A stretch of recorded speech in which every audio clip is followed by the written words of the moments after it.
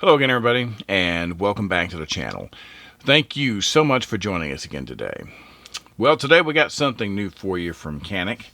This is the MC9L, and you may recall if you've watched the channel before, we looked at the MC9 last year. Really good gun for concealed carry, a lot of good features. So we're going to see if the MC9L is any kind of improvement, what it has to offer for us. We're going to talk about that and a lot more in just a minute.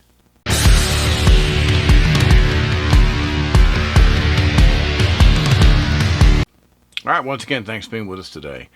If this is your first time coming to the channel, or if you've watched our videos before and just haven't had the chance until now and you like our content, please consider subscribing. You can do that by locating that little subscribe button there in the lower part of your screen, or you can scroll down below the video if you're on a mobile device and hit subscribe that way. It's a simple thing that helps us out a whole lot, and we really appreciate it. So let's just do the usual here. We like to kind of give you an idea of the size of this bad boy. So taking a look here, it is very, very similar to the little Glock 43X here as far as overall size. Now I've got some other guns that we can look at just to get some more scale, but 43X is common enough. I think it's kind of a good choice here. And if you look, the overall length, trigger guard grip, you have a slightly longer grip on the CANIK here.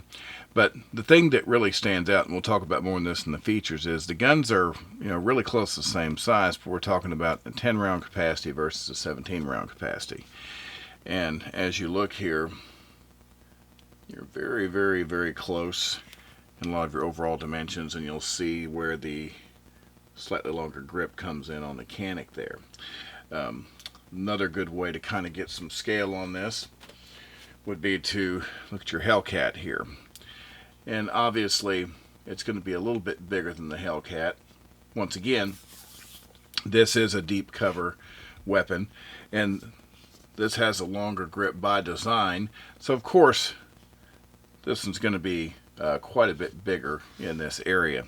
But this is a very common, very popular firearm. So looking at that, that gives you a pretty good idea of what it's going to be like as far as the size, and of course that's always where we're going to start first, since these are considerations for concealed carry. Well, let's jump right into the features here, but before we do, we're going to take just a moment to thank our friends over at Don's Weaponry for providing us this beautiful example of the CANIK MC9L for our tabletop review today. Don's Weaponry is a huge supporter of firearm safety and education, and we can't thank them enough. So of course, let's start off by making sure the firearm is safe and clear. You can see that there is nothing in the chamber. There's no magazine. We are just as safe as can be. So let's start right there with that magazine. So if you look here, you can see it's a 17 round magazine, and they do give you 2 of them, which is nice. That's kind of my minimum expectation on a firearm, but not everybody does it. And the only reason I really stopped on the capacity for a minute is because, as technology improves and they keep making these guns smaller and different magazine designs, ways of getting a higher round count in the gun.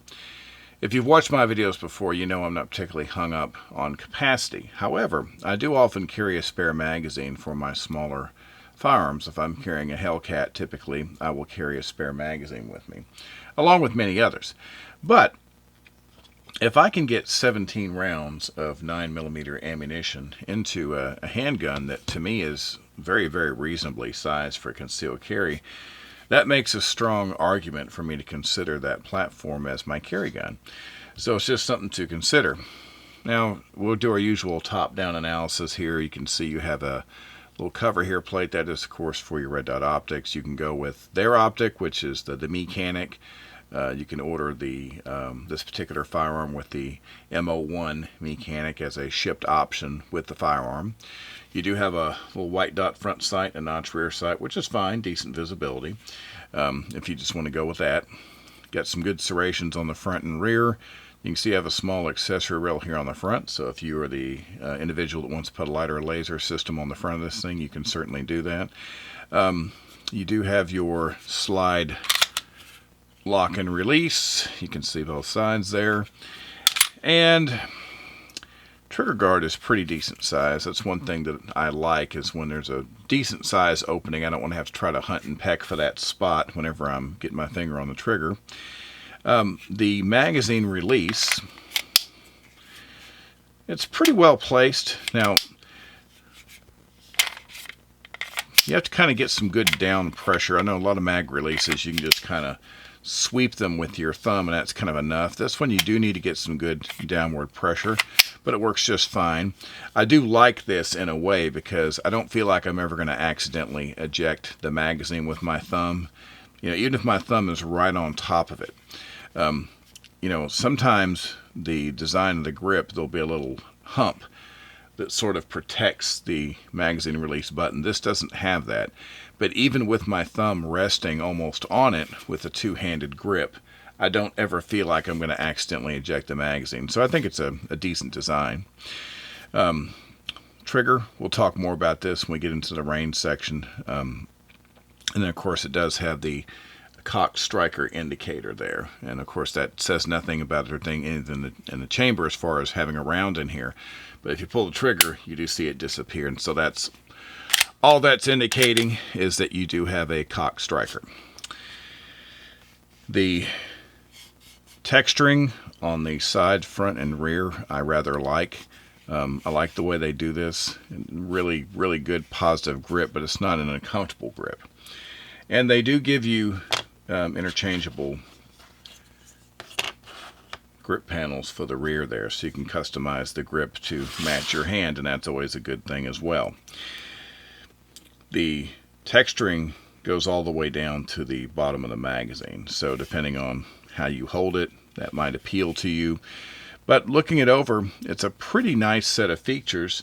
Like I say, this longer grip, which of course, you can certainly get more capacity when you have a longer grip, but I think the handgun actually feels better. We'll talk more about that in the range section.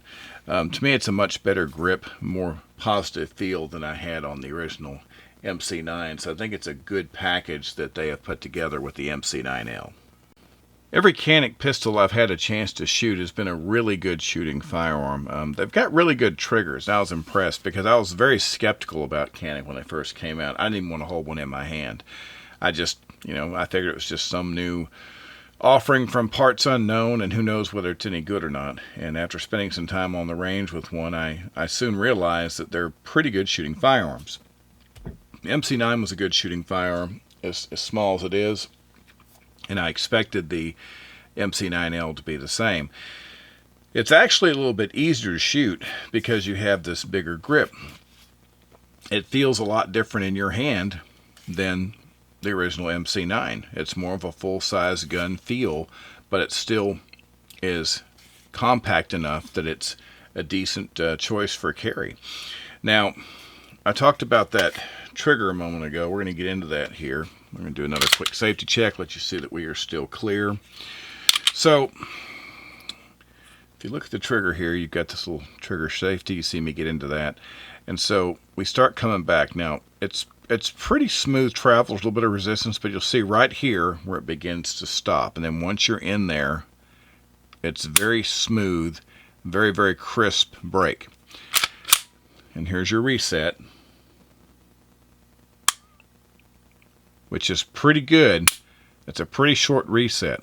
I like these triggers for this very reason. Now, with a gun like this, you're going to find my trigger pull, I got somewhere between like 4 1/4 and 4.5 pounds on this trigger. You're going to find it's a very consistent trigger. The results are very duplicatable. And so if you're either new to shooting smaller guns, or if you're just new to shooting CANIKs, I think you're going to like this trigger. You may like it a lot more than a Glock trigger or even a Springfield trigger. I just think it really, really feels good and crisp, and it's very consistent. So this is the kind of gun that you can take to the range and put a whole lot of rounds through it, and it still feels pretty comfortable at the end of the day. Now, my experience has been that the other thing that CANIK is really good about is they're not particularly finicky about ammo. Several I mean, there's several kinds of range ammo I typically like to use.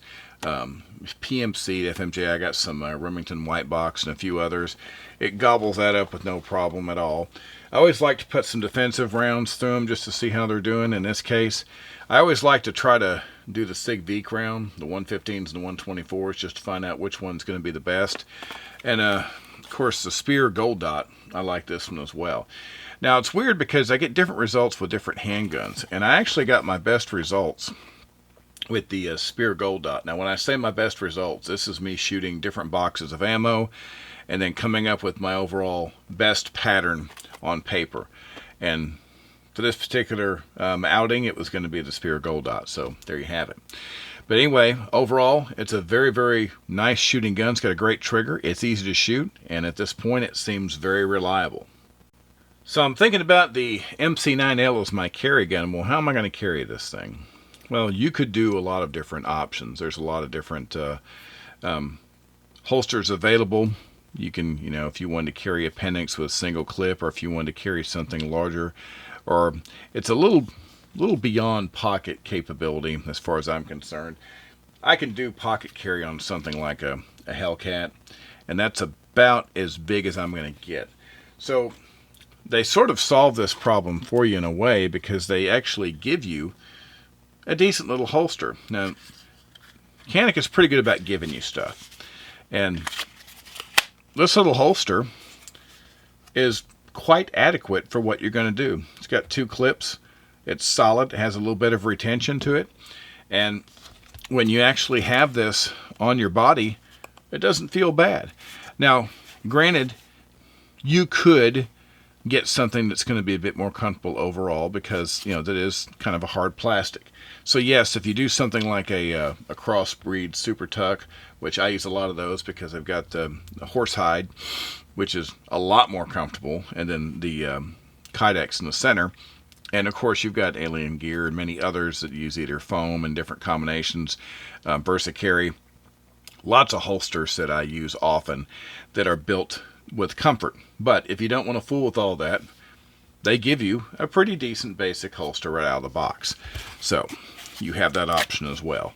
Now, as far as carrying it around, keep in mind, this is a small gun, and it is very compact.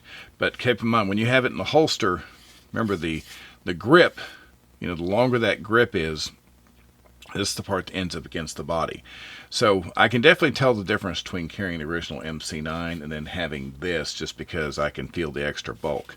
But once again, that is simply because, the whole idea behind this gun was bigger grip and larger capacity. And keep in mind, 17 plus 1, so 18 rounds of 9mm ammunition is going to weigh a little more than, a smaller capacity. If you're used to carrying something that's 10, 12 rounds, well, the extra ammunition is going to be something you can feel on your belts. Just keep that in mind. But even with the holster they provide and a full load of ammunition, it's a very, very comfortable daily carry item. So, especially if you're used to carrying just a regular compact firearm that has a larger frame and the same capacity, I think you'd easily carry this, and it's a very comfortable choice for everyday concealed carry. Overall impressions of the CANIK MC9L. Well, if you've watched my videos before, you know that my top concern when I'm looking at a concealed carry firearm is never going to be money. Now, granted, if someone has priced themselves completely out of the market with a ridiculously overpriced firearm, yes, I care about that. But what I look at most is accuracy, I look at reliability, and I look at comfort. And comfort is in how comfortable it is for me to carry the firearm. So the CANIKs have great triggers. They're very good shooting guns. They're very accurate. I think you'd be very pleased with how well you can shoot a handgun like this, even if you've never shot one before. Reliability. I have several of the CANIK products, and I have a lot of colleagues that do as well, and we've all been very happy with how reliable they've been up to this point. I haven't had any problems down the road with these. Then, of course, comfort. This platform, the way this is designed, There's a lot of handgun that goes into a small space, and they're very comfortable. Now, in addition to what they give you in the box, I do order my own holsters for these, and I do think the other aftermarket options are obviously going to be more comfortable. Well, they're supposed to be. This is just a gimme as far as the holster that comes in the box. So I think with the right holster, these are extremely comfortable. And if I can get a frame this small with this kind of capacity that I can carry in comfort, well, this is a really, really good solution. And I think you're going to see the popularity of not just this gun, but that there's going to be others to follow like this. I think the popularity of this is really going to go up. Now, as a bonus, CANIK offers you this. The MSRP on this is $4.99. Now, depending on what gun store you see, you'll see dollars either side of that on price. But for my way of thinking, if I can get a firearm with this kind of capacity and features for $500 that is actually good quality and shoots really well, I think I've done okay. So I think that the benefits that you get in the firearm, if compared with its price, I think is a good combination. I think they've done a good job with this, and I think that we're going to see this something that's going to have some sticking power as far as popularity down the road. But really good firearm overall, good shooter, good features. I think it's a good choice for concealed carry. All right, well, that's going to do it for today. As always, we appreciate you being with us. We'll be back very soon with another video for us. Until that time, as always, everybody, please stay safe and have a great day. Thank you.